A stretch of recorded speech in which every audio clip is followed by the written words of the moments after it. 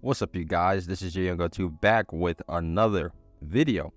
And if you saw the title and the thumbnail, then you, my friend, can process information, which is just fantastic for you.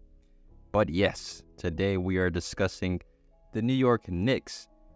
And the Knicks, man, wow. It's just really crazy because for all my lifetime, seeing the New York Knicks, they have always been a disappointment, to say the least.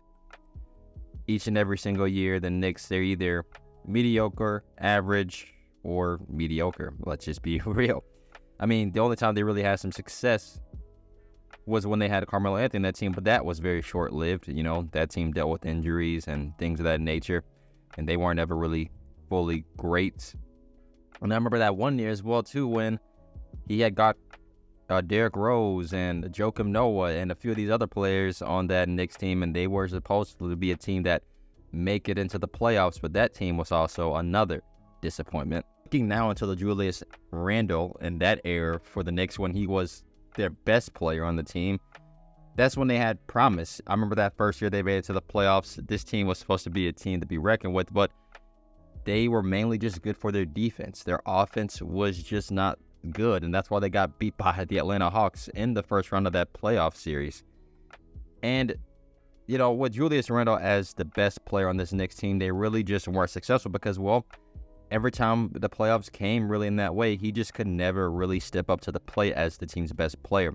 But now, once they got Jalen Brunson on this team, a guy that has been, you know, an underdog pretty much his entire NBA career, from being drafted in the second round, from not getting the money that he so much deserved for the Dallas Mavericks, the contract that he should have gotten.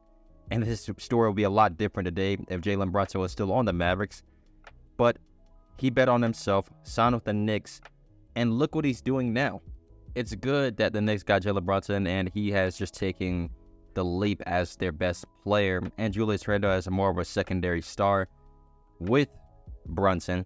Him leading the way now, the Knicks are in a new position that they haven't been in a very long time. I think this Knicks team right here, you know, since I've been alive, for crying out loud, this has been the best team they've had in a very, very long time. I remember that team, they made it that year, to the finals, or 99, one of those years.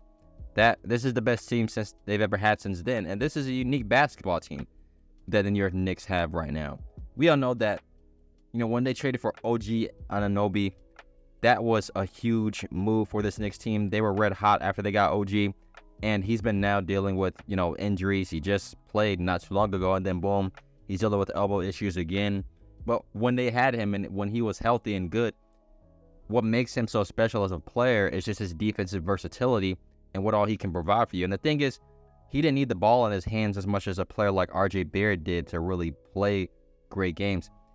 He doesn't need that ball to dominate. All you really need for him to do is, you know, have good catch and shoot threes, which he's shooting very efficiently from the field from there, and also attacking the rim, which is another part of his offensive game, and just playing really solid defense because he can guard 1 through 5, and you can switch everything with OG because of his defensive versatility and what all he provides for this Knicks team. He makes them one of the best teams in the entire Eastern Conference. Not to mention just that, but getting Boban and Alex Burke have been two huge additions for this Knicks team.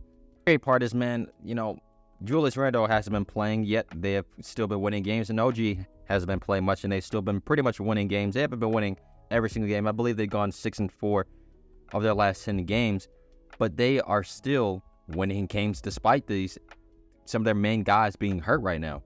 So just imagine, though, a fully healthy Knicks team, even with Mitchell Robinson back. You know, at one point, he was one of the best shot blockers in the NBA when he was healthy. It was one of the main reasons as well why that Knicks defense was just so elite, because of what he could provide. This is a really deep team, man. They remind me of, I remember I was watching a video, you know, of JJ Redick, and I believe he had Richard Jefferson on his podcast, and they kind of made a good example, but they kind of remind me of the 04 Pistons when they won their NBA championship, because, you know, that team, they only have a few all-stars on that team, but they didn't really have a superstar level player. They had a more of a team unit of play, which helped them win that NBA championship. I'm not saying that the Knicks are going to win an NBA championship because, well, when you look at the circumstances right now, if the playoffs start today, the Knicks will play the Magic, and that's going to be a pretty good series. But the Knicks, they can beat the Magic. I've no doubt in mind they can beat the Magic in the first round series.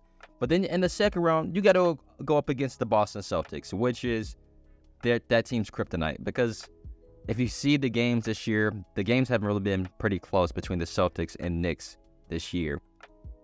That New York team, if they're fully healthy and if they're loaded, I think that they are really positioning themselves, even if they do lose this year, to be in a better situation for their future.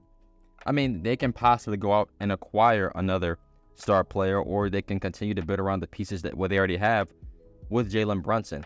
Knicks have really put in themselves now in a position that they haven't been in a very, very long time. So you really just got to give respect to the actual New York Knicks for once in a very, very long time that they probably haven't had. They've actually now positioned themselves to be, I wouldn't really say yet a championship level team, but a team that is knocking on that door.